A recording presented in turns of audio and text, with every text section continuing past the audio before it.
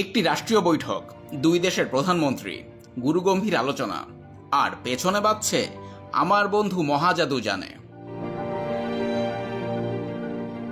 প্রধানমন্ত্রী তারেক রহমানের সফর নিয়ে মালয়েশিয়ার প্রধানমন্ত্রী আনোয়ার ইব্রাহিমের দপ্তর যে ভিডিওটা বানিয়েছে সেটা দেখে অনেকেই হয়তো একটু থমকে গেছেন, কারণ ব্যাকগ্রাউন্ড মিউজিক হিসেবে বেছে নেওয়া হয়েছে কোক স্টুডিও বাংলার গান মহাজাদু, হাবিব ওয়াহিদ আর মেহরনিগরী রুস্তমের কণ্ঠে সেই চেনা সুর।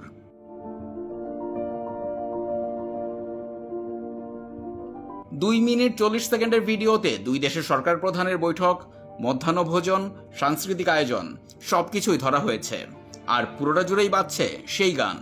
এমনকি যখন আনোয়ার ইব্রাহিম রোহিঙ্গা সংকট নিয়ে কথা বলছেন, স্পষ্ট জানাচ্ছেন আসিয়ান এবং দুই দেশের পররাষ্ট্রমন্ত্রীদের মাধ্যমে মিয়ানমার অথরিটির সাথে কথা বলে এই শরণার্থী সংকটের সমাধান খুঁজবেন তারা, তখনও আবহে বাজছে মহাজাদু।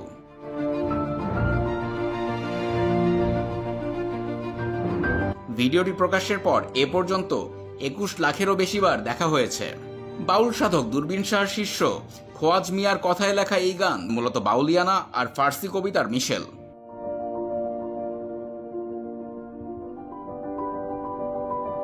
জন্ম বাংলার মাটিতে, কিন্তু সুর যেন সীমানা মানে না, সেটা এখন প্রমাণ হয়ে গেল কুয়ালালামপুরেও।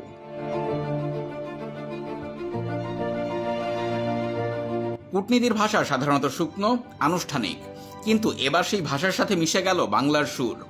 সংস্কৃতি যে সফট পাওয়ারের সবচেয়ে বড় অস্ত্র, মহাজাদু হয়তো সেটাই মনে করিয়ে দিল।